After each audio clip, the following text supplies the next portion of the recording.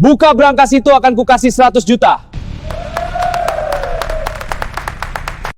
Maaf, saya tidak bisa. Kalau nggak bisa akan kuusir kakek tua. Tolong beri saya waktu. Sialan kau kakek miskin. Langit Jakarta baru saja mulai memudar dari hitam pekat menjadi abu-abu keunguan ketika sepatu kets butut Pak Karsa menyentuh trotoar di depan The Eiffel Tower.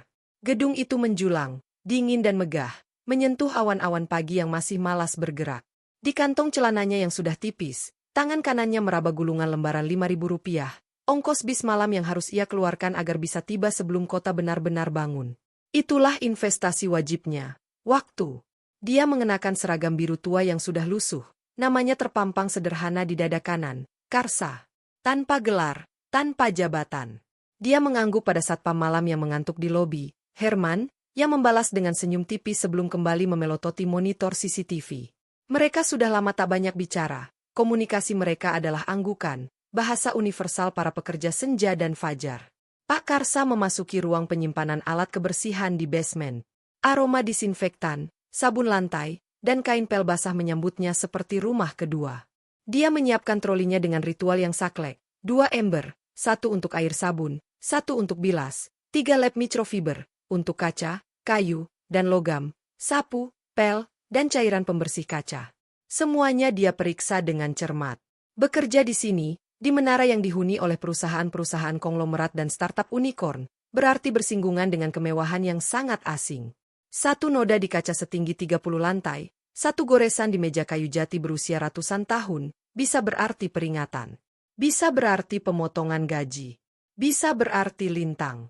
Nama cucunya itu selalu menjadi doa terakhir sebelum ia mulai bekerja dan mantra pertama saat ia mengistirahatkan badan yang pegal.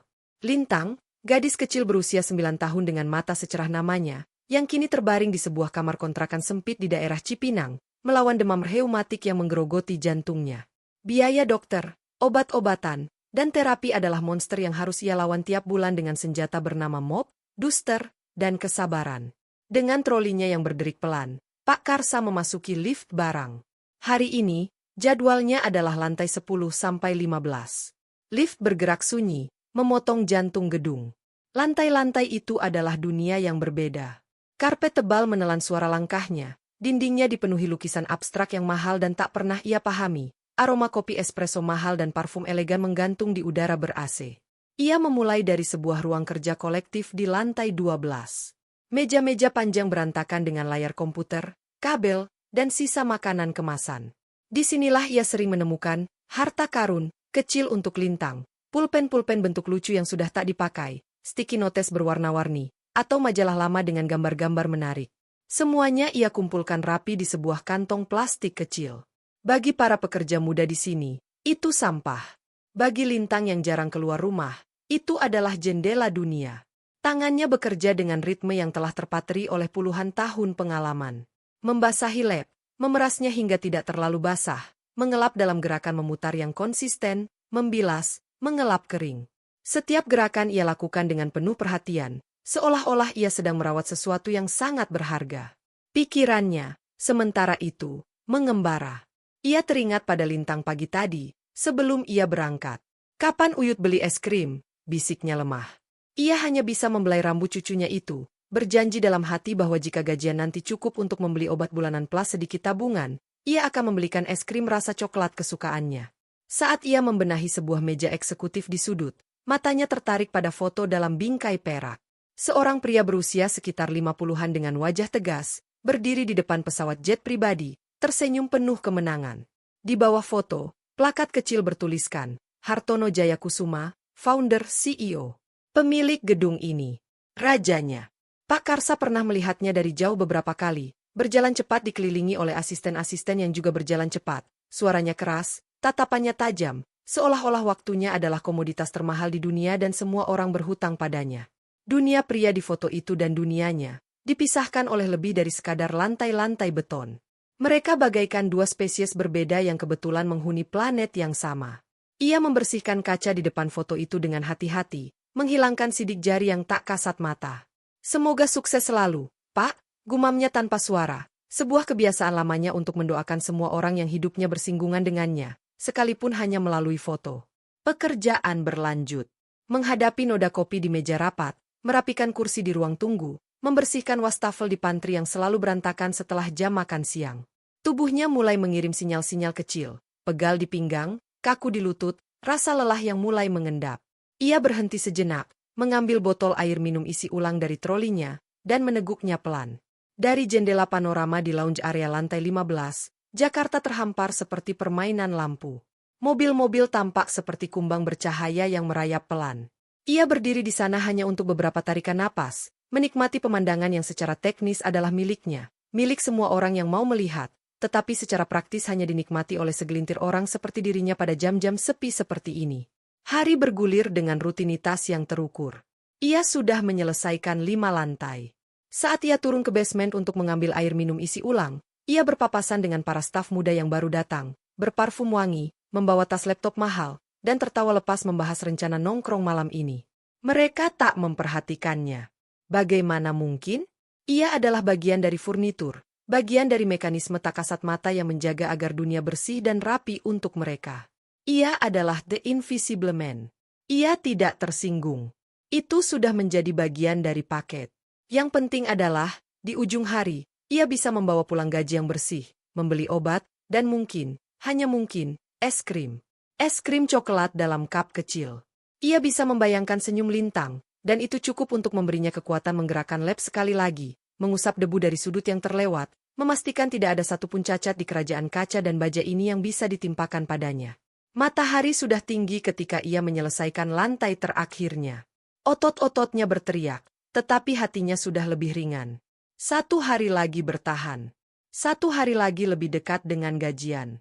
1 hari lagi ia bisa pulang kepada Lintang. Sebelum pulang, ia selalu menyempatkan diri ke musyalah kecil di lantai 3. Di sana, di atas sajadah sederhana, ia bersujud. Bukan meminta kekayaan. Bukan meminta kemudahan. Hanya mengucap syukur masih diberi tenaga, dan meminta satu hal, kesabaran. Kesabaran untuk terus melangkah, lap demi lap, hari demi hari. Ia keluar dari Eiffel Tower saat matahari mulai terik. Dunia di luar ramai, bising, dan sibuk.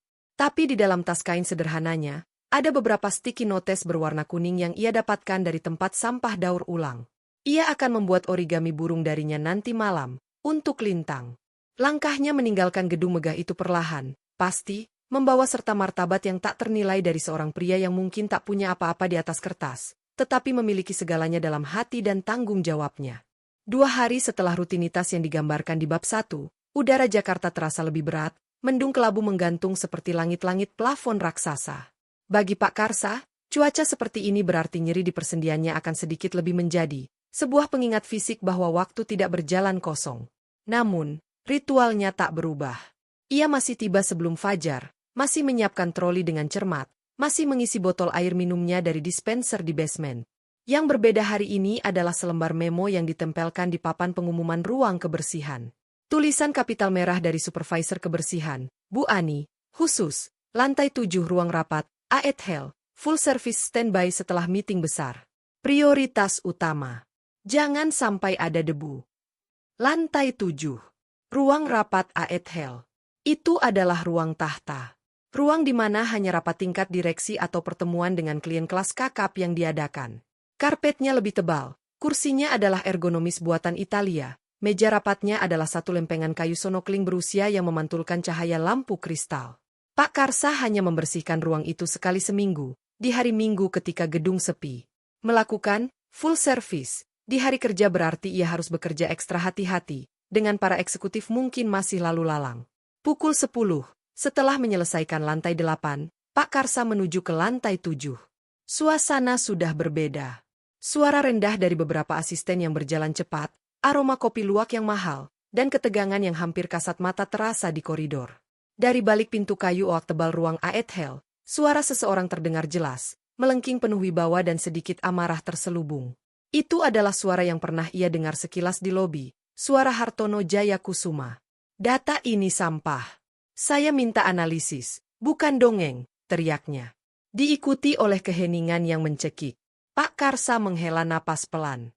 Ia memarkir trolinya di sudut koridor yang tidak mencolok, mengambil alat pel dan lap kaca, lalu mulai bekerja di area luar ruang rapat. Ia membersihkan kaca partisi yang memisahkan koridor dengan sebuah ruang tunggu kecil, dari mana ia bisa melihat sebagian pintu ruang rapat. Kerjanya pelan, hampir seperti gerakan Tai Chi, meminimalkan suara. Pintu ruang rapat terbuka tiba-tiba, membuat Pak Karsa nyaris melompat. Seorang wanita muda dengan kacamata, wajahnya pucat, keluar membawa setumpuk dokumen. Ia hampir menabrak troli Pak Karsa.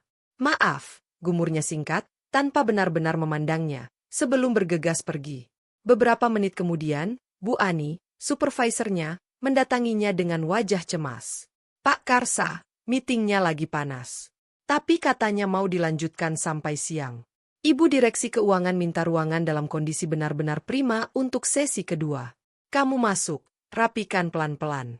Ambil gelas-gelas kotor, ganti tempat tisu, lap meja sidang kecil di belakang. Jangan membuat gaduh. Jangan sampai menarik perhatian." Perintah itu membuat jantung Pak Karsa berdebar sedikit lebih kencang. Masuk ke dalam ruang rapat yang sedang digunakan, apalagi oleh sang bos besar, adalah seperti memasuki kandang singa yang sedang mengaum. Tapi ia tak punya pilihan.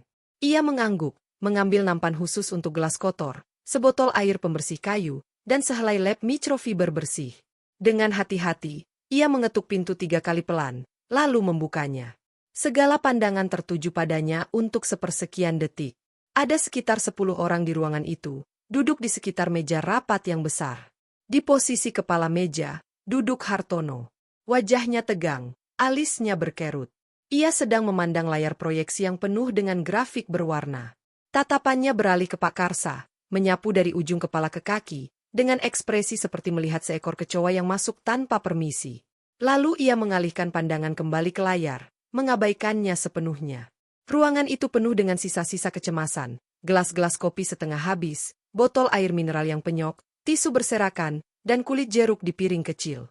Pak Karsa mulai bergerak dari ujung meja yang paling jauh dari Hartono, mengumpulkan gelas dengan senyap, menata ulang microphone kecil di meja, menyemprotkan pembersih kayu dan mengelapnya dengan gerakan memutar yang halus.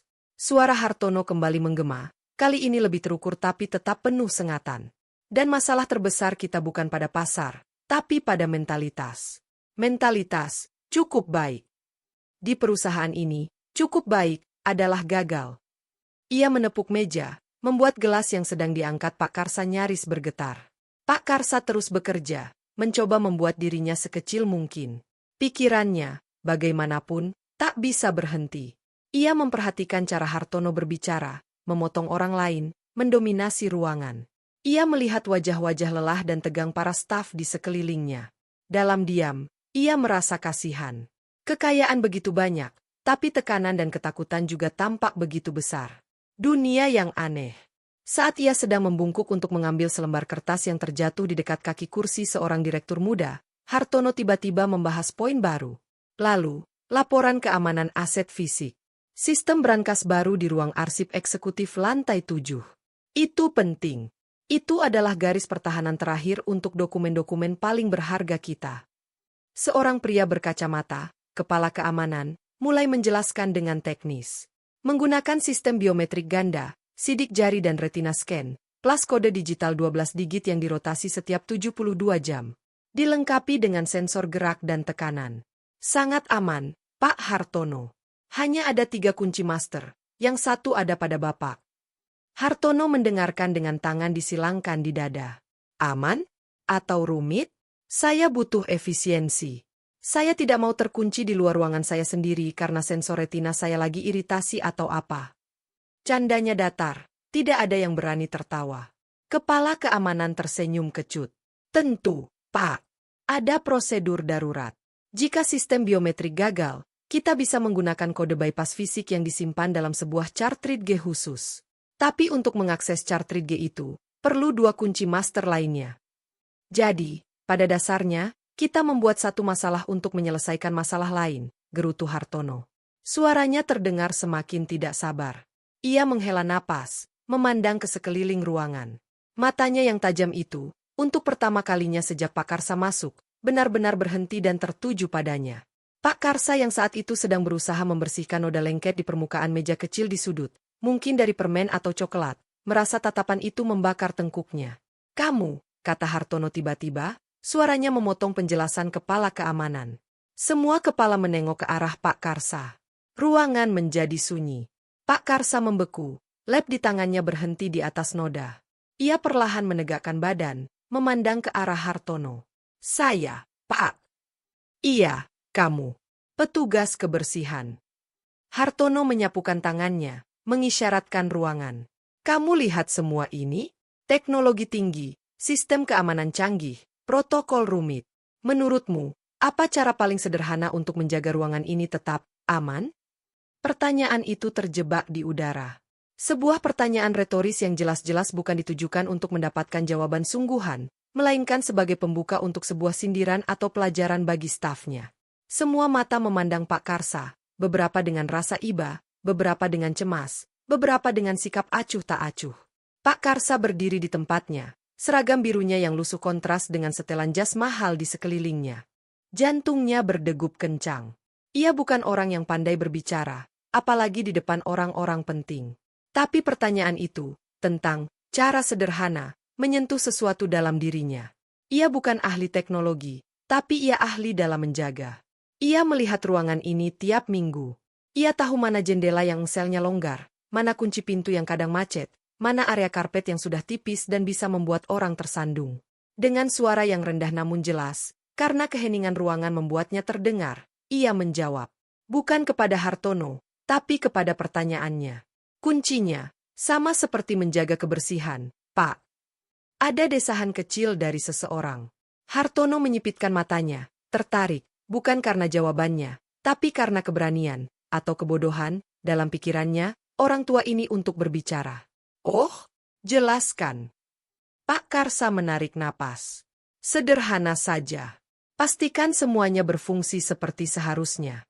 Pintu yang bisa dikunci dengan baik. Lampu yang menyala.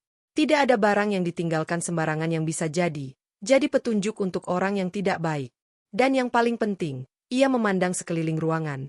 Orang-orang yang ada di dalamnya saling percaya dan punya tanggung jawab yang sama. Kalau sistemnya canggih tapi orangnya ceroboh, tinggalkan kertas penting di meja, atau kunci cadangan disembunyikan di bawah pot bunga, ya sama saja. Dia berhenti, tiba-tiba sadar bahwa ia telah berbicara terlalu banyak. Wajahnya memerah. Ia menunduk, kembali memegang lapnya. Ruangannya sunyi sejenak. Lalu, Hartono tertawa. Bukan tawa lepas, tapi tawa pendek, sinis. Hah! Dengarkan itu. Saling percaya dan tanggung jawab. Filsafat dari seorang petugas kebersihan. Ia memandang ke arah kepala keamanannya. Kau dengar? Solusinya adalah filsafat, bukan teknologi. Sarkasmenya tajam. Beberapa orang ikut tertawa kecil, ikut-ikutan. Pak Karsa hanya diam, tangannya menggenggam lap lebih erat. Rasanya malu, tapi juga ada sedikit bara kecewa yang menyala di dadanya. Ia tidak bermaksud berfilsafat. Ia hanya menjawab berdasarkan pengalaman hidupnya yang sederhana. Cukup. Keluar, kata Hartono tiba-tiba, sudah kehilangan minat. Lanjutkan presentasimu, perintahnya kepada kepala keamanan. Pak Karsa mengangguk cepat, mengambil nampannya yang sudah penuh dengan gelas kotor, dan berbalik menuju pintu. Di ambang pintu, tanpa sengaja, matanya kembali bertemu dengan mata Hartono untuk sepersekian detik. Di dalam mata konglomerat itu, ia tidak melihat amarah atau penghinaan yang dalam. Ia melihat sesuatu yang lebih membuatnya sedih, ketidakpedulian mutlak.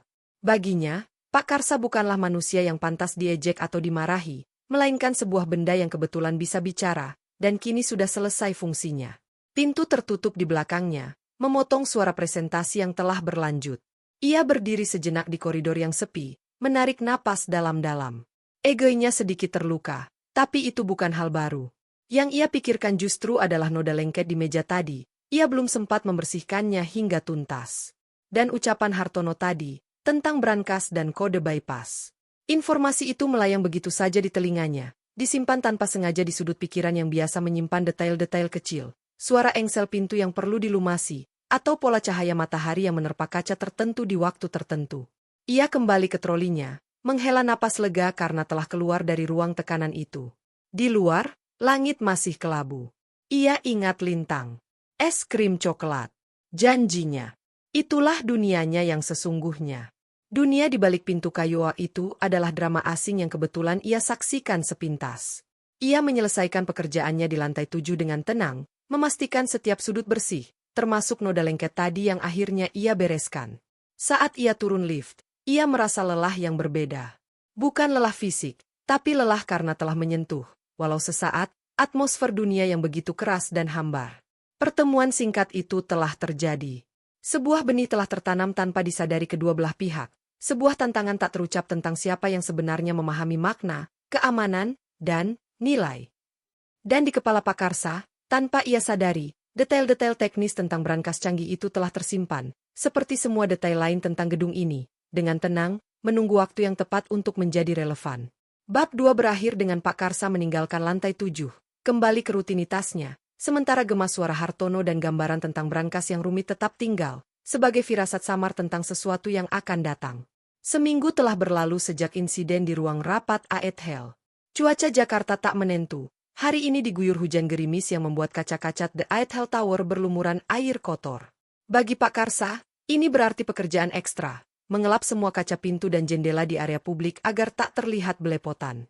Pikirannya, bagaimanapun, telah melupakan hampir sepenuhnya teguran halus Hartono. Ia punya ingatan yang selektif. Ia memilih untuk menyimpan hal-hal yang membangun, seperti senyum lintang ketika ia membawakan origami burung dari sticky notes, dan membiarkan hal-hal yang merendahkan menguap begitu saja, seperti embun di atas kaca yang ia lap. Hari itu adalah hari Kamis, mendekati akhir bulan. Perhitungan matematika sederhana namun tegang selalu terjadi di kepalanya. Gaji dikurangi sewa kontrakan, obat bulanan lintang, uang makan, transportasi. Apakah akan ada sisa untuk es krim? Atau, yang lebih penting, untuk menabung sedikit guna berjaga-jaga jika kondisi lintang memburuk? Pikiran-pikiran itu mengiringi setiap usapan lapnya di kaca lobi utama. Saat ia sedang asyik bekerja, Bu Ani menghampirinya dengan wajah yang tidak biasa. Biasanya tegas, kini terlihat cemas. Pak Karsa, tolong kamu standby di lantai 7. Ada masalah teknis di ruang arsip eksekutif. Mereka lagi berusaha memperbaiki, dan pasti berantakan nanti. Kamu mungkin harus bersih-bersih cepat setelah mereka selesai. Pak Karsa mengangguk. Ruang arsip eksekutif. Itu adalah ruangan kecil berdampingan dengan ruang AETHEL, tempat menyimpan dokumen-dokumen fisik yang sangat rahasia. Ruangan yang disebut-sebut memiliki brankas super canggih dalam presentasi minggu lalu. Hatinya berdesir sedikit, rasa penasaran yang wajar. Ketika ia tiba di lantai 7, suasana sudah ramai. Beberapa orang teknisi dari perusahaan keamanan, berkemeja putih dengan logo di dada, terlihat berkeringat dingin. Mereka berdiri di depan pintu ruang arsip yang terbuka. Di sana juga ada Pak Anton, kepala keamanan gedung yang kemarin presentasi, wajahnya pucat. Dan yang paling mencolok, ada Hartono Jayakusuma sendiri, berdiri dengan tangan terkunci di belakang punggung, tubuhnya kaku seperti patung marmer. Wajahnya merah, bukan karena malu, tapi karena kemarahan yang hampir meledak. 2 jam. Sudah 2 jam kita terkunci di luar. Suara Hartono menggelegar di koridor yang berlapis karpet. Dokumen untuk merger besok pagi ada di dalam. Kalian bilang sistem ini sangat aman, bukan? Sangat bego. Salah satu teknisi, pria muda dengan kacamata tebal, berusaha menjelaskan dengan gemetar. Sistem biometriknya error, Pak Hartono. Sidik jari dan retina scan tidak terbaca. Mungkin ada gangguan daya kecil tadi pagi, atau kelembaban yang mempengaruhi sensor. Dan prosedur daruratnya? Cartridge bypass-nya? Potong Hartono, suaranya seperti pisau. Pak Anton maju selangkah. Itu masalahnya, Pak. Cartridge-nya perlu 2 kunci master lainnya untuk dibuka. Ibu Sri, Direktur Keuangan, sedang di Singapura, kuncinya ikut beliau. Pak Budi, Direktur Hukum, sakit demam berdarah, kuncinya ada di brankas pribadinya di rumah yang juga terkunci dengan sistem sejenis. Suaranya semakin lirih. Kami sudah menghubungi perusahaan pemasok untuk emergency override dari pusat, tapi butuh waktu minimal 6 jam karena prosedur verifikasinya sangat ketat. 6 jam? Teriak Hartono, membuat semua orang di koridor, termasuk Pak Karsa yang berdiri jauh di belakang dengan trolinya, ikut menegang. Besok pagi merger senilai triliunan bisa bubar karena kita tidak bisa menyerahkan dokumen due diligence. Ini tidak bisa diterima. Dia memutar tubuhnya, melihat sekeliling ruangan. Matanya yang penuh amarah itu berputar-putar, mencari sesuatu, atau seseorang, untuk dilampiaskan. Dan kemudian, matanya jatuh pada sosok yang berdiri sendirian di ujung koridor, mengenakan seragam biru lusuh, memegang lab dan botol semprot. Pak Karsa. Sesuatu di dalam diri Hartono, kombinasi dari frustrasi yang memuncak, kebutuhan untuk merasa berkuasa, dan mungkin juga sisa ingatan samar tentang filsafat, petugas kebersihan minggu lalu, menyala menjadi sebuah ide yang sembrono dan merendahkan. Kamu. Hartono menunjuk langsung ke arah Pak Karsa. Masuk sini. Semua mata, termasuk para teknisi dan staf keamanan yang bingung, beralih ke Pak Karsa. Pak Karsa merasa kakinya bagaikan dijejali beton. Perlahan, dengan langkah berat, ia mendekat, berhenti beberapa meter dari kerumunan itu.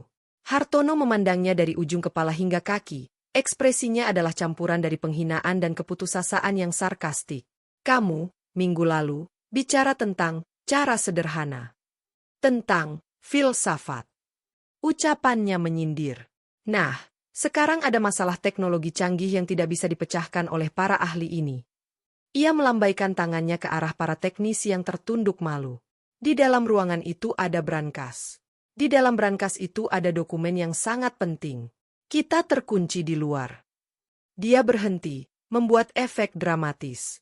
Udara di koridor terasa panas dan pengap. Saya penasaran dengan kebijaksanaan dan cara sederhana MU. Hartono menyeringai, sebuah senyum tanpa humor. Berani tidak kamu mencoba membukanya? Suara tawa kecil dan helaan napas ketidakpercayaan terdengar dari beberapa staf. Ini jelas lelucon yang kejam. Sebuah absurditas. Seorang kakek petugas kebersihan melawan mesin biometrik dan enkripsi digital. Pak Karsa hanya diam. Ia melihat ke arah pintu ruang arsip yang terbuka. Dari posisinya, ia bisa melihat sebagian brankas besar berwarna abu-abu metalik, dengan panel lampu yang berkedip-kedip merah. Ia mendengar deskripsi teknisi tadi, gangguan daya, kelembaban. Pikirannya, yang terbiasa memecahkan masalah-masalah praktis sehari-hari, keran yang bocor, listrik yang mati, pintu yang macet, mulai bekerja. Bukan sebagai ahli, tapi sebagai seorang tukang yang pragmatis. Kalau sistem listriknya yang bermasalah, kata Pak Karsa perlahan, suaranya serak karena gugup. Apakah ada cara manual? Brankas zaman dulu kan punya kunci fisik darurat. Sudah kami coba, potong salah satu teknisi, hampir dengan nada jengkel. Kunci manualnya terintegrasi dengan sistem elektronik. Kalau elektroniknya mati atau error, kunci manualnya juga terkunci. Itu fitur keamanan. Hartono mendengarkan, tapi tampaknya ia tidak tertarik pada diskusi teknis. Ia melihat ekspresi konsentrasi di wajah tua Pak Karsa. Tantangan yang awalnya adalah lelucon kini berubah menjadi sesuatu yang lain di matanya. Sebuah pelampiasan, sebuah cara untuk membuktikan pada semua orang, dan pada dirinya sendiri, bahwa masalah ini memang tidak terpecahkan, sehingga kegagalan pun bisa diterima. Dan ia ingin melakukan itu dengan menghibur diri di atas kerendahan orang lain. Tidak usah teori, kata Hartono tiba-tiba. Suaranya lebih keras, terdengar oleh semua orang. Ini tantangan nyata. Kamu, petugas kebersihan, versus mesin seharga miliaran rupiah. Ia melangkah lebih dekat, menatap mata Pak Karsa. Saya beri waktu 30 menit. Kalau kamu bisa buka brankas itu, saya akan memberimu 100 juta rupiah. Dentang. Jumlah itu menggantung di udara seperti petir yang membeku. 100 juta. Para staf dan teknisi terkesima. Beberapa menggeleng tak percaya. Bu Ani yang berdiri di belakang, menutup mulutnya dengan tangan. Bagi mereka, mungkin itu angka yang besar tapi masih dalam alam pikir Hartono. Bagi Pak Karsa, angka itu bukan angka. Itu adalah badai yang menyapu seluruh pikirannya. 100 juta. Itu berarti obat-obatan lintang untuk bertahun-tahun. Itu berarti rumah kecil yang lebih sehat.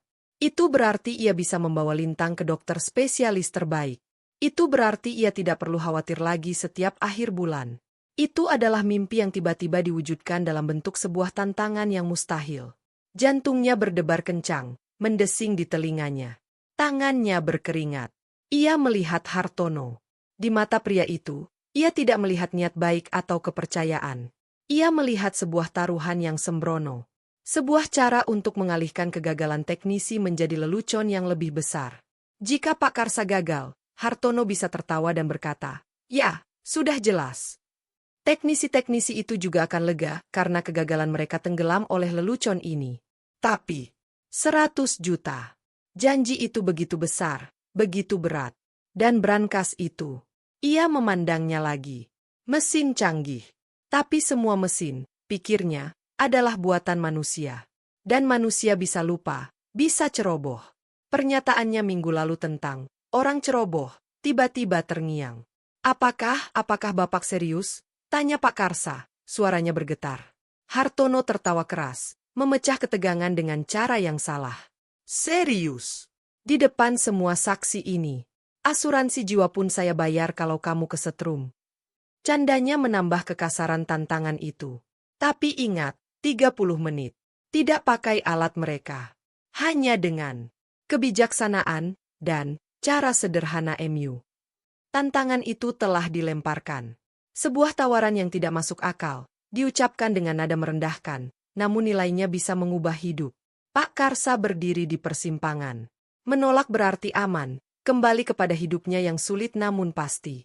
Menerima berarti melompat ke dalam ketidakpastian yang besar, berpotensi menjadi bahan tertawaan, tapi dengan hadiah yang hampir surgawi di ujungnya. Dia memandang ke wajah-wajah di sekelilingnya. Ada yang sinis, ada yang iba, ada yang penasaran. Lalu, pikirannya melayang ke Lintang, ke senyum lemahnya, ke permintaan es krim yang sederhana. Sebuah tekad, tumpul tapi kuat, menyala dalam dadanya. Bukan untuk membuktikan sesuatu pada Hartono, tapi untuk kesempatan itu. Kesempatan untuk memberikan hidup yang lebih baik untuk cucunya. Dengan napas yang dalam, Pak Karsa mengangguk perlahan. Saya coba, Pak. Komentar berbisik dan helaan napas ketidakpercayaan kembali berdesir. Hartono tersenyum puas, seolah telah memulai pertunjukan. Bagus. Semua, minggir. Beri dia ruang. Waktu mulai sekarang. Seseorang dari staf Hartono segera mengatur timer di ponselnya. Suasana berubah dari krisis teknis menjadi tontonan yang aneh. Para teknisi mengundurkan diri dengan wajah campur aduk antara tersinggung dan lega. Mereka membiarkan Pak Karsa masuk ke ruang arsip, sendirian, menghadapi brankas raksasa yang masih berkedip lampu merahnya. Pak Karsa melangkah masuk. Ruangan itu dingin, ber-AC, dan dipenuhi dengan rak-rak dokumen. Brankas itu ada di dinding belakang, kokoh, dingin, dan diam. Ia mendekat, tidak dengan tatapan seorang ahli, tapi dengan tatapan seorang pengamat, seorang yang terbiasa memperhatikan detail yang diabaikan orang. Di luar, Hartono berkata kepada asistennya, rekam ini. Untuk arsip. Sebuah kamera ponsel diangkat, mengabadikan momen absurd ini. Seorang kakek berseragam biru berdiri tak berdaya di depan simbol kekayaan dan teknologi. Waktu mulai berjalan. Detik demi detik. Pak Karsa tidak langsung menyentuh panel kontrol. Ia berjalan memutari brankas, memperhatikan sekelilingnya. Lantai, dinding, meja kerja di dekatnya. Pikirannya bekerja cepat, mengingat kata-kata teknisi, gangguan daya, kelembaban. Ia melihat ke sekeliling ruangan. AC-nya menyala kuat. Mungkin memang ada kelembaban, tapi lampu di ruangan ini normal. Lalu, matanya tertuju pada sesuatu. Sebuah stop kontak di dinding, persis di belakang rak dokumen di samping brankas.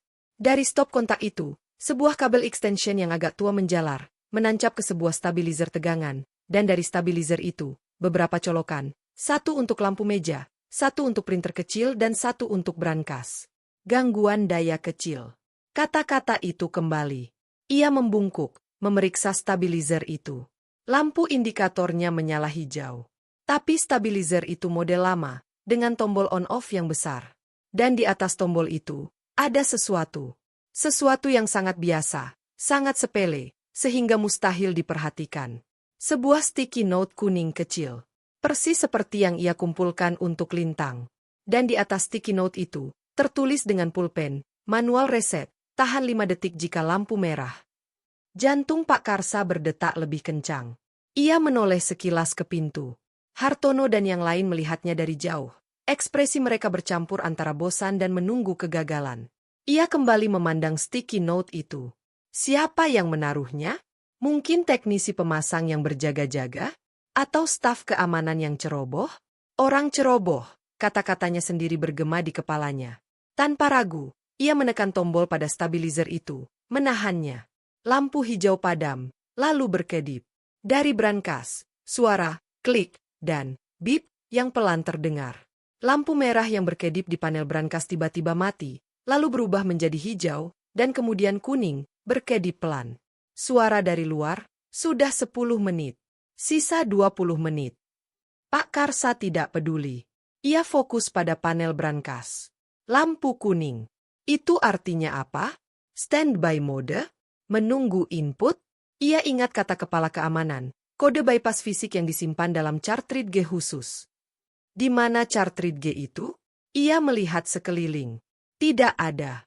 Lalu matanya jatuh pada meja kerja. Di bawah tumpukan katalog, ada sebuah kotak plastik bening kecil, seperti tempat menyimpan kartu memori.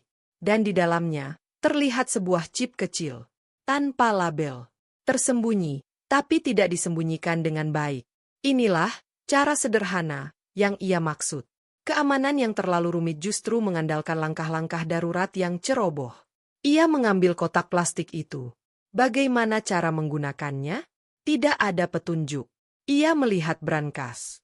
Di samping panel digital, ada sebuah slot kecil yang hampir tak terlihat. Slot untuk cartridge G? Waktu terus berjalan. Sisa 15 menit. Di luar, Hartono sudah mulai tersenyum sinis, yakin pertunjukan akan segera berakhir. Dengan hati-hati, Pak Karsa mencoba memasukkan cartridge G ke dalam slot. Cocok. Brankas berbunyi, bip, lagi. Layar kecil di panel menyala, menampilkan pesan, Enter Emergency Bypass Code, 6 digits. 6 digit. Kode darurat. Yang hanya diketahui oleh segelintir orang. Atau mungkin dicatat di suatu tempat, oleh seseorang yang takut lupa. Pandangan Pak Karsa yang tajam itu berputar lagi.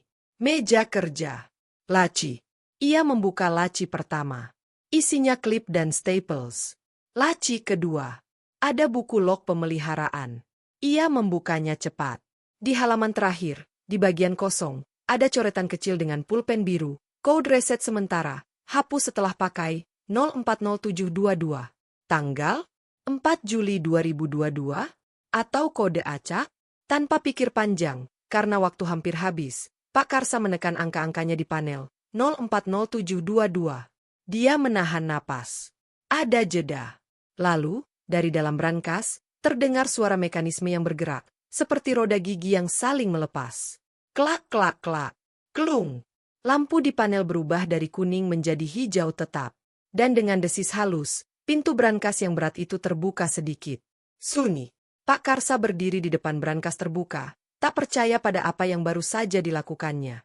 Bukan dengan keahlian hacker, tapi dengan pengamatan, logika sehari-hari, dan, ironisnya, dengan memanfaatkan kecerobohan manusia yang ia singgung sebelumnya.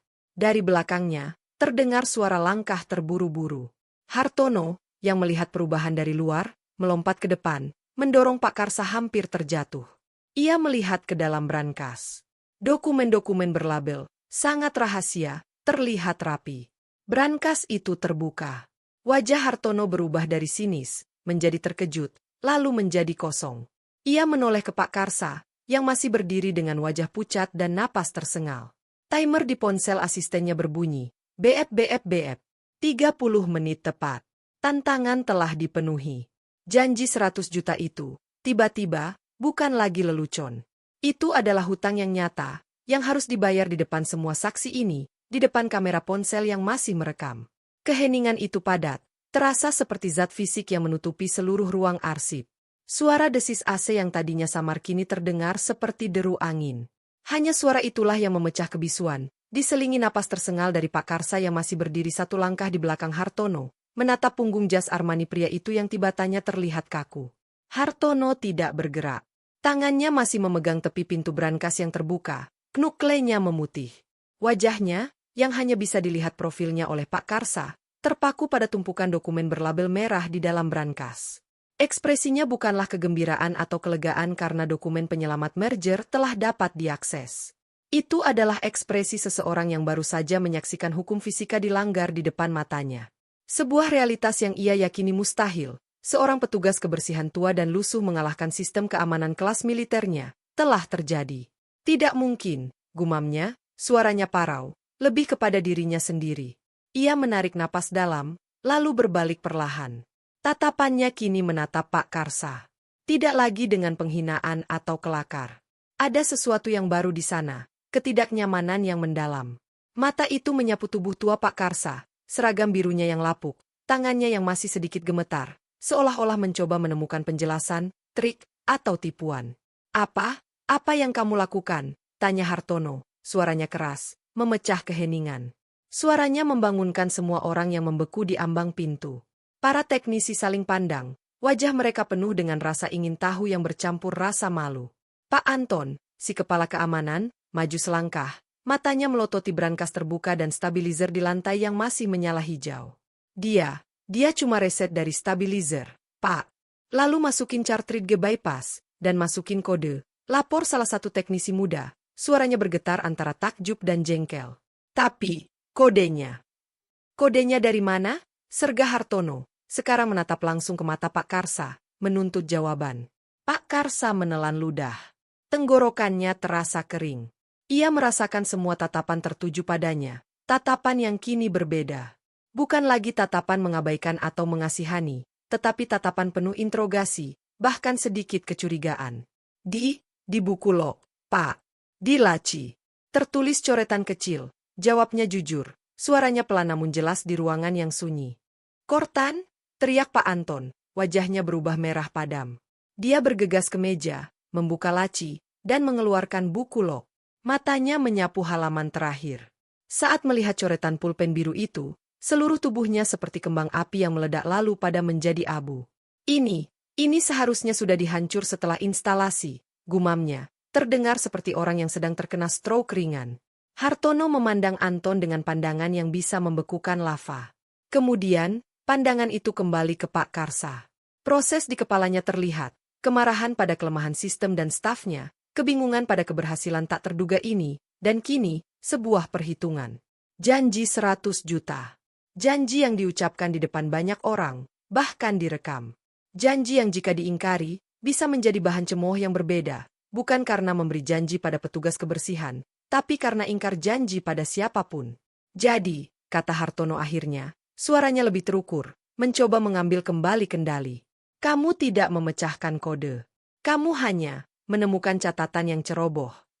Ucapannya berusaha meremehkan, mengurangi nilai dari apa yang baru saja terjadi. Pak Karsa mengangguk perlahan. Iya, Pak. Seperti yang saya bilang minggu lalu. Kalau orangnya ceroboh, sistem secanggih apapun bisa ada celah. Ucapannya polos, tanpa niat menyindir, tapi kebenarannya menohok seperti palu godam. Beberapa staf yang mendengar tidak bisa menahan diri untuk tidak sedikit tersenyum, meski cepat mereka sembunyikan. Kebenaran dari mulut orang yang tak diduga ini terlalu sempurna, terlalu pahit, terutama bagi Hartono dan Anton. Hartono mendengus.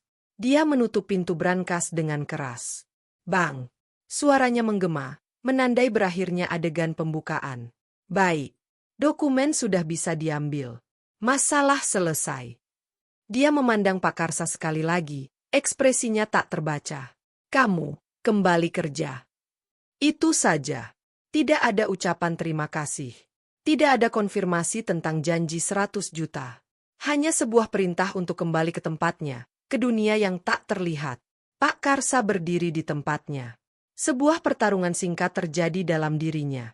Sebagian dirinya, yang sudah puluhan tahun nurut dan menghindari konflik, ingin langsung membungkuk dan pergi. Tapi bagian lain, yang digerakkan oleh bayangan lintang dan besarnya janji yang bisa mengubah nasib mereka, membuatnya tetap berdiri. Keberanian itu datang bukan dari rasa ingin menuntut, tapi dari rasa tanggung jawab yang lebih besar. Dia membungkuk sedikit, bukan rendah, tapi cukup hormat. Baik, Pak. Tentang yang Bapak janjikan tadi, ucapnya, berhati-hati memilih kata. Ruangan kembali hening. Semua menahan napas. Inilah momen yang sebenarnya. Tantangan sudah usai. Akankah hadiah diberikan? Hartono memicingkan matanya. Ia melihat sekeliling, menatap setiap wajah, termasuk kamera ponsel yang masih merekam di tangan asistennya. Ia terjepit. Janji itu bodoh, dibuat dalam keadaan emosi. Tapi mengingkarinya sekarang, dengan bukti keberhasilan yang nyata, akan membuatnya tampak seperti penipu kelas kakap.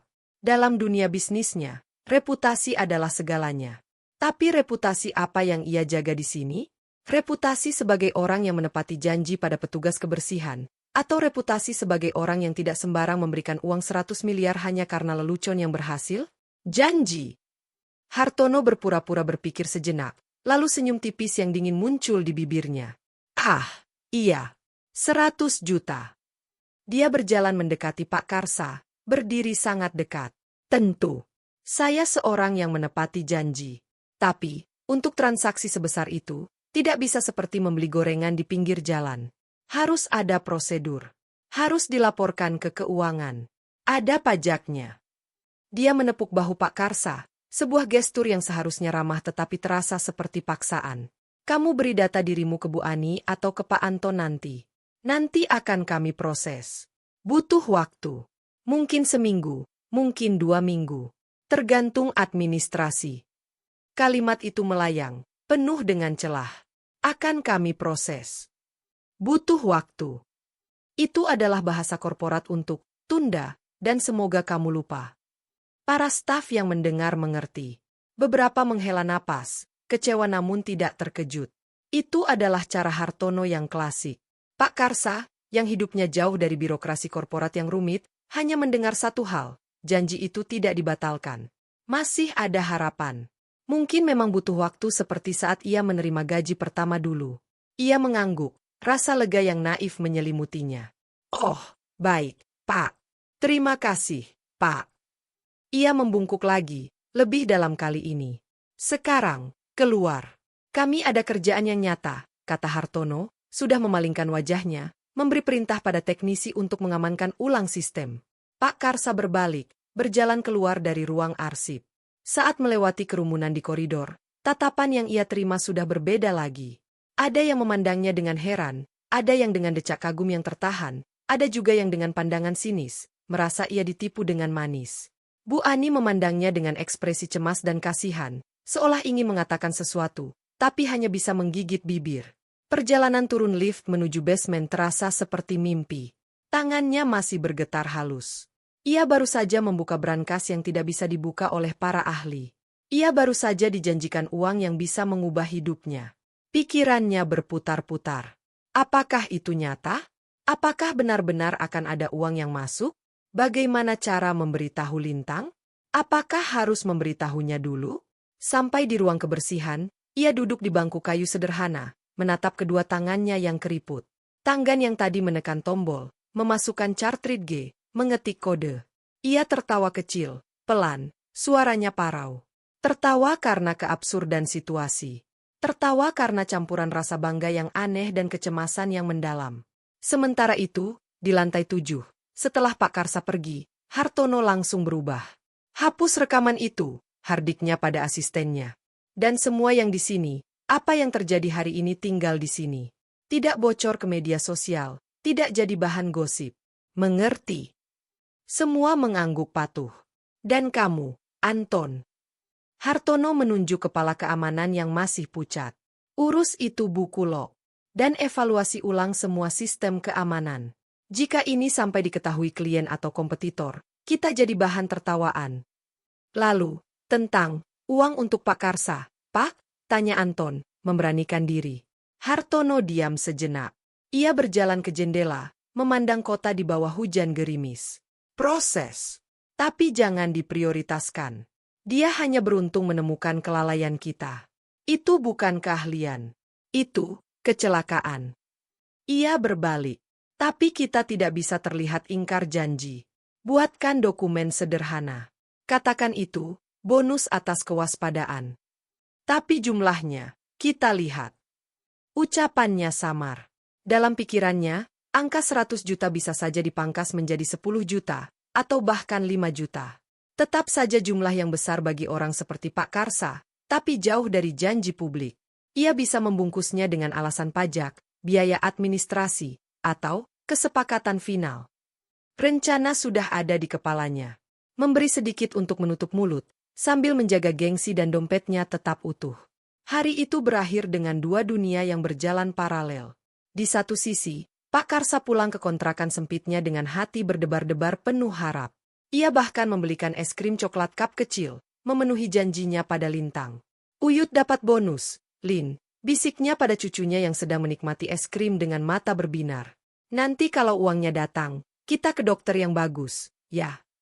Lintang hanya mengangguk, lebih tertarik pada es krimnya, Tetapi senyum lebar itu adalah obat terbaik bagi Pak Karsa. Di sisi lain, Hartono duduk di kantornya yang luas, menandatangani dokumen merger yang sudah selamat. Tapi pikirannya sesekali kembali pada sosok tua tadi. Pada tatapan polosnya, pada ketenangannya, pada ucapan polosnya tentang kecerobohan. Ada sedikit rasa tidak enak, seperti duri kecil di sisi hati yang sudah lama mengeras.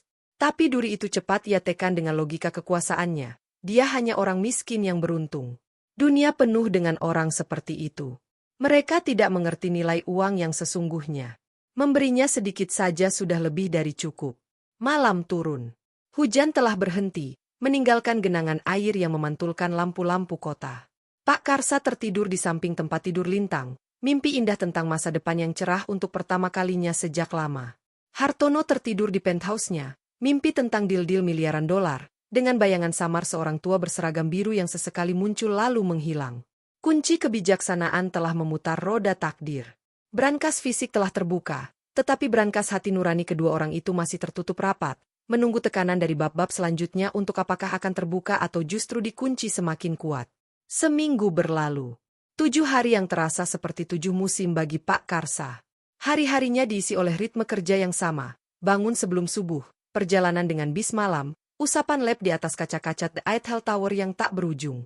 Namun, setiap gerakan kini diiringi oleh sebuah melodi harapan yang senyap di kepalanya. Angka 100 juta berputar-putar, berubah wujud dalam imajinasinya, menjadi botol-botol obat impor dengan label asing yang ia tak bisa baca, menjadi suasana ruangan rumah sakit yang bersih dan tenang, menjadi tawa lintang yang lepas tanpa beban sakit di dada.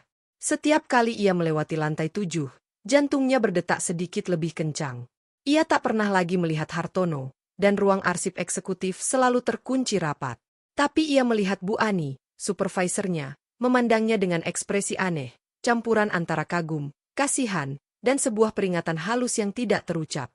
Pak Karsa, kata Bu Ani suatu pagi di ruang kebersihan basement, suaranya berbisik meski hanya ada mereka berdua. Tentang insiden brankas itu. Sudah ada kabar. Pak Karsa menggeleng, senyum kecil yang penuh harap menghiasi wajahnya yang keriput. Belum, Bu. Katanya butuh proses administrasi. Bapak Hartono bilang mungkin 1-2 minggu. Bu Ani menghela napas, memandangnya lama. Hati-hati, ya, Pak. Terkadang, janji di atas kertas sama dengan kenyataan itu beda. Dia ingin mengatakan lebih, tetapi takut. Posisinya sebagai supervisor juga rentan. Membicarakan bos besar dengan cara yang negatif, apalagi kepada seorang petugas kebersihan, adalah bunuh diri karir. Iya, Bu.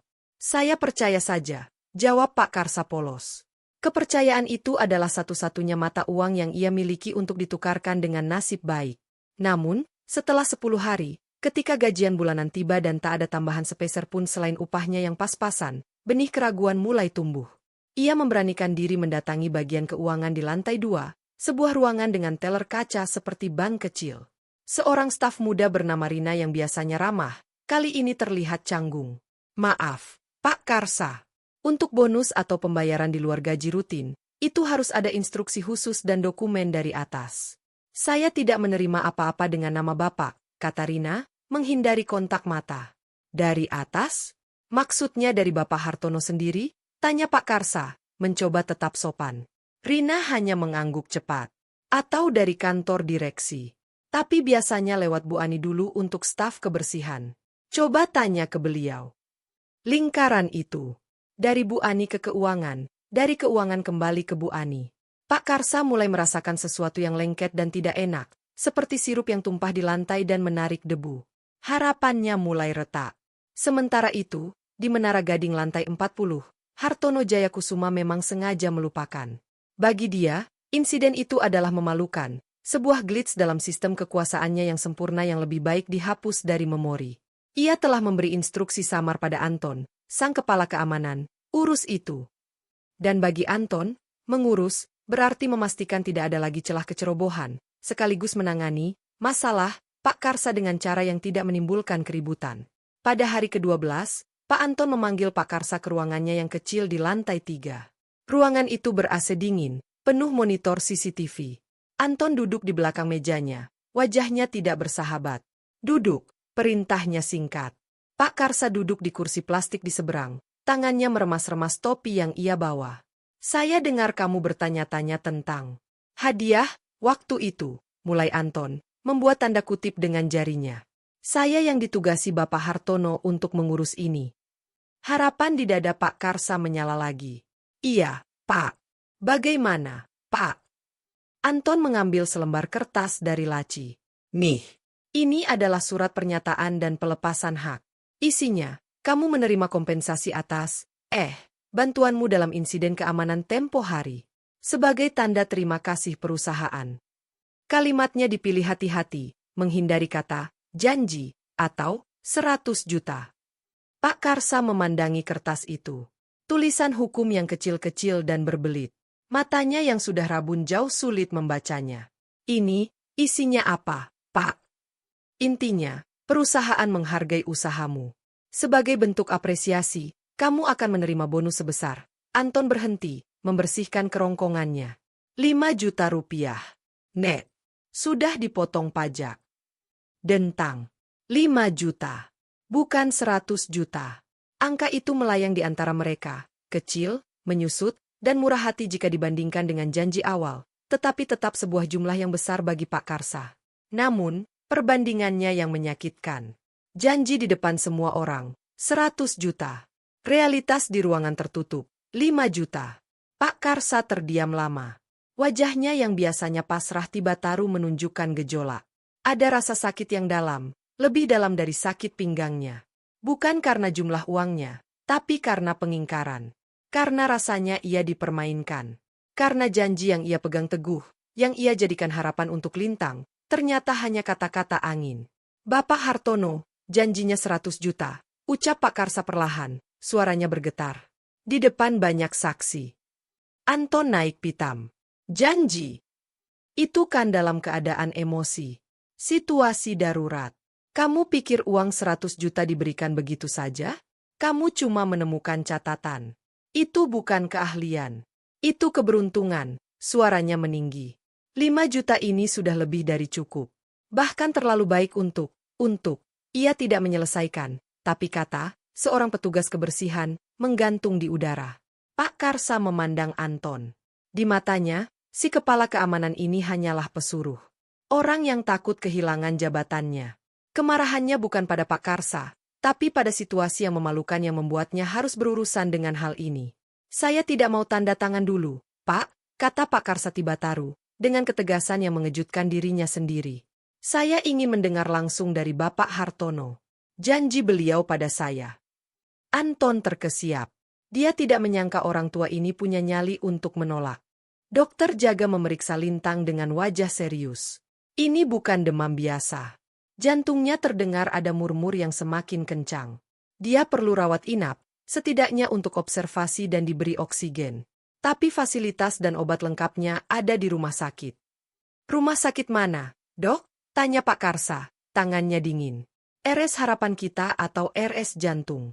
Tapi, dokter itu memandang baju lusuh dan wajah lelah Pak Karsa. Butuh jaminan, Pak. Biayanya tidak sedikit. Jaminan. Kata itu seperti palu menghantam kepalanya. Ia hanya punya kartu Indonesia Sehat, KIS, level terendah, yang cakupannya sangat terbatas. Untuk penyakit kompleks Lintang, itu tidak cukup. Ia membutuhkan uang tunai. Uang yang tidak ia miliki. Lintang akhirnya dirawat di ruang gawat darurat puskesmas dengan oksigen dan infus sederhana. Kondisinya stabil, tapi masih lemah. Dokter bilang, ini peringatan. Serangan berikutnya bisa lebih parah.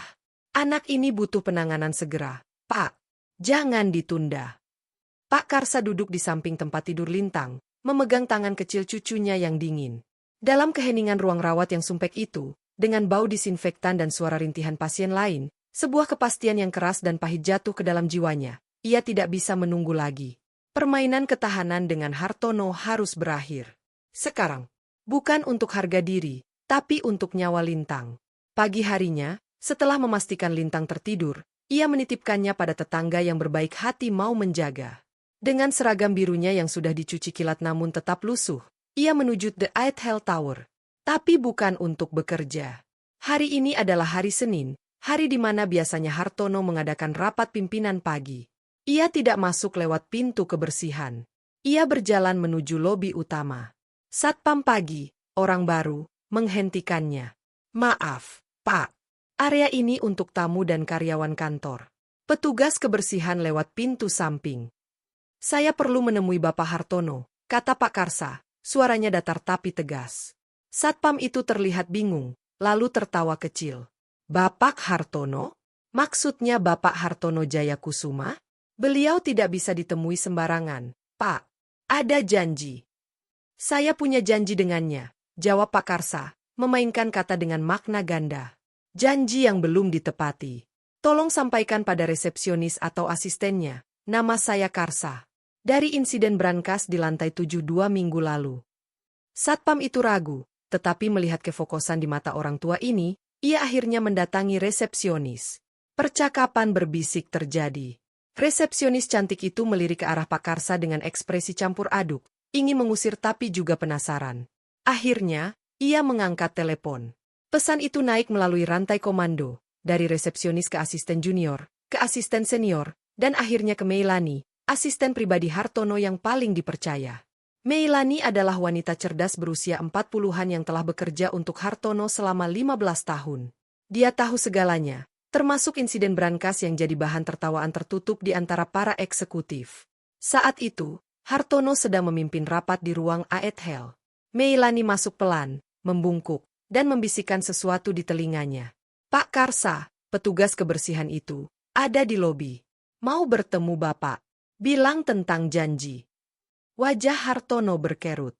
Buang dia. Katakan saya sedang rapat penting. Beliau terlihat putus asa, Pak, dan membawa-bawa soal janji di lobi. Bisa menarik perhatian. Ancaman implisit itu ditangkap Hartono. Ia menghela napas, jengkel.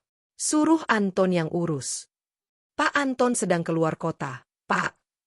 Hartono mendengus. Dia melihat sekeliling meja rapat, diisi oleh para direksinya. Rapat istirahat 15 menit, ujarnya tiba-tiba. Ia bangkit dan berjalan keluar, diikuti oleh Meilani. Mereka tidak membawa Pak Karsa ke ruang rapat atau kantor. Itu akan memberi legitimasi.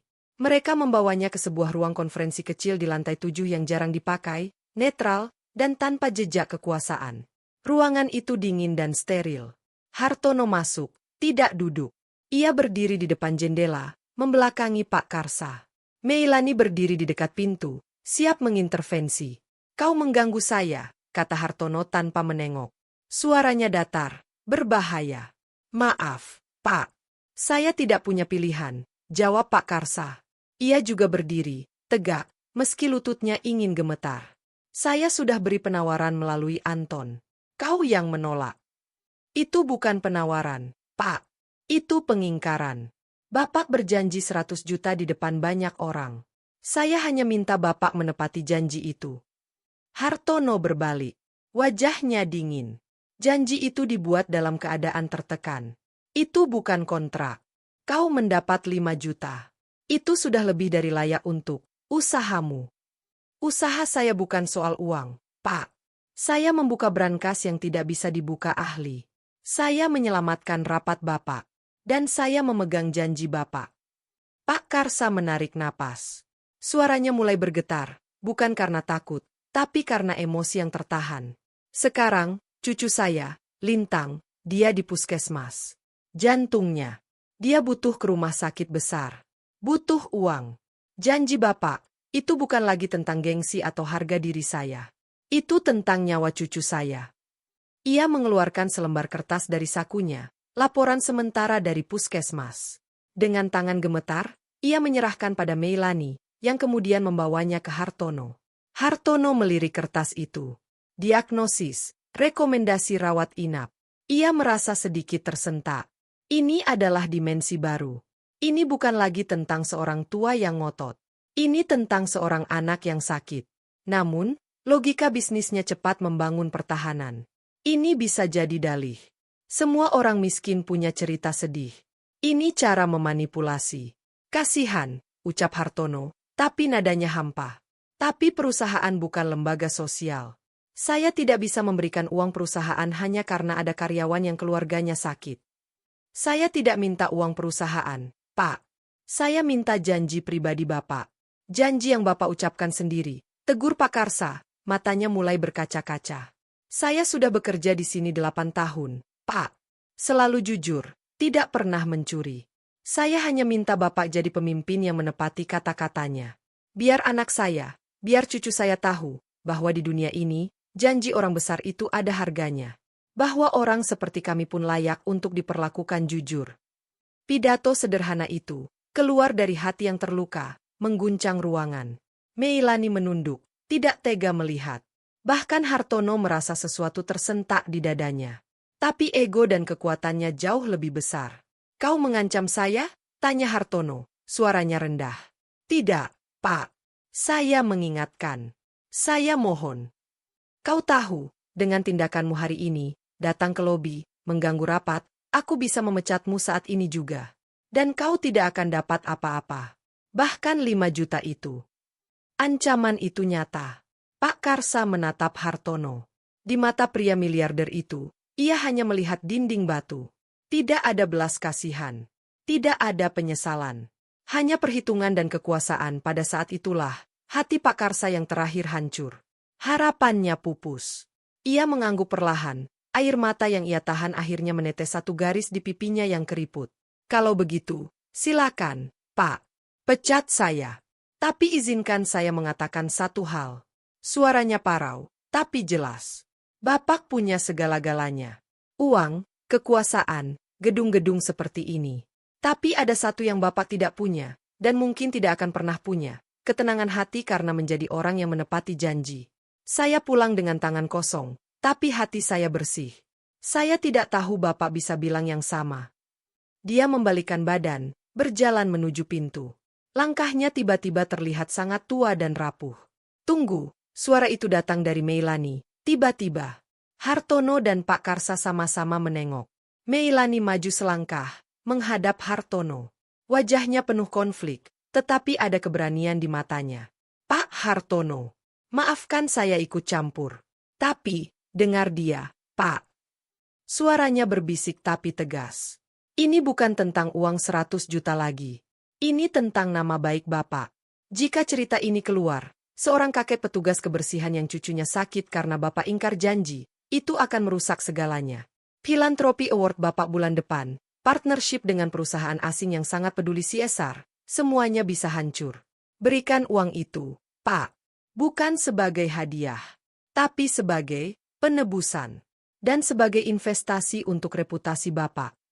Meilani berbicara bahasa yang dimengerti Hartono. Risiko, reputasi, investasi. Dia memutarnya dari isu moral menjadi isu bisnis murni. Dan itu bekerja. Wajah Hartono berubah. Ia berpikir cepat. Meilani benar. Media sosial dan era informasi. Sebuah cerita seperti ini adalah bom waktu. Lebih murah membayar 100 juta daripada mempekerjakan tim PR untuk membersihkan nama. Dia melihat Pak Karsa yang berdiri di ambang pintu. Punggungnya yang bungkuk seakan memikul seluruh beban dunia. Baik, kata Hartono tiba-tiba, suaranya keras. Pak Karsa berbalik. Hartono tidak memandangnya. Ia berbicara pada Meilani. Urus ini.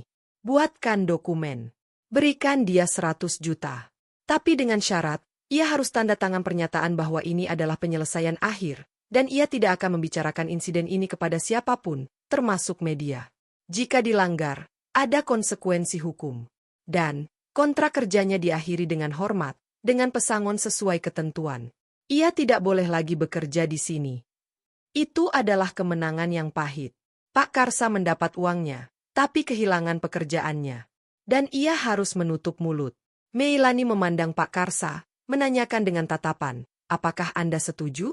Pak Karsa menatap lantai. Pikirannya pada lintang. Pada ruang icu yang mungkin menunggu. Pada obat-obatan yang mahal. Ia butuh uang itu. Sekarang, harga diri, pekerjaan, itu bisa dicari nanti. Nyawa lintang tidak bisa menunggu. Dengan berat hati, dengan rasa kalah yang getir, ia mengangguk. Saya setuju.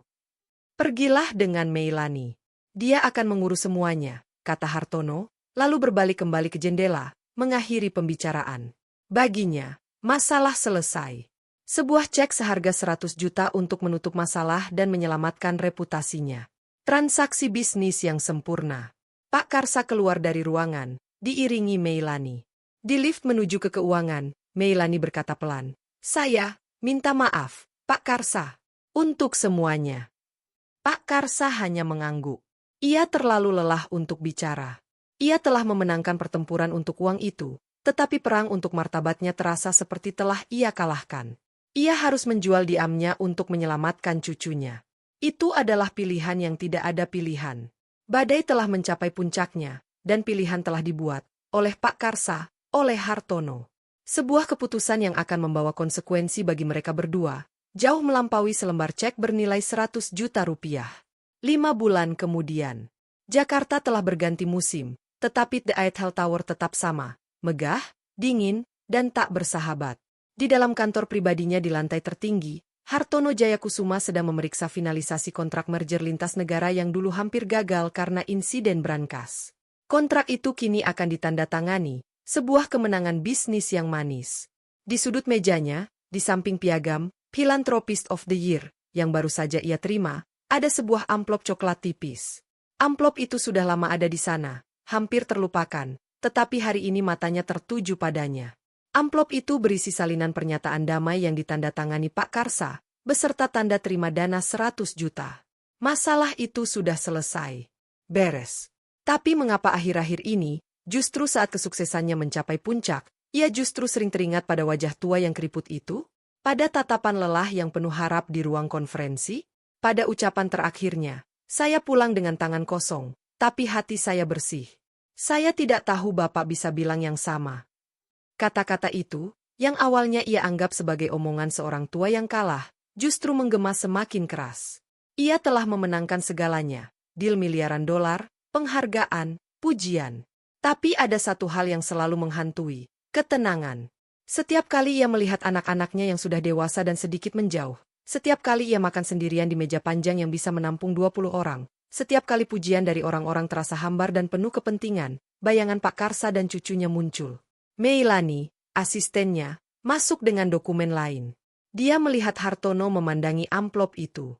"Masih memikirkan Pak Karsa, Pak?" tanyanya, berani karena hubungan kerja mereka yang lama. Hartono mendengus. "Tidak. Hanya memastikan semua dokumen rapi." "Kalau tidak keberatan, Pak, saya tahu di mana beliau sekarang." Hartono menengak.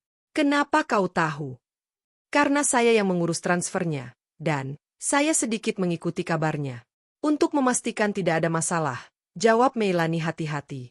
"Beliau buka warung kecil di dekat rumah sakit tempat cucunya dirawat. Jualan nasi bungkus dan minuman. Cucunya, Lintang, operasi jantung 3 bulan lalu. Berhasil." Operasi berhasil. 3 kata itu menusuk dada Hartono dengan cara yang aneh. Ada rasa lega, tetapi juga rasa malu yang lebih dalam. Uangnya, uang yang ia berikan dengan berat hati dan dengan ancaman, telah menyelamatkan nyawa seorang anak.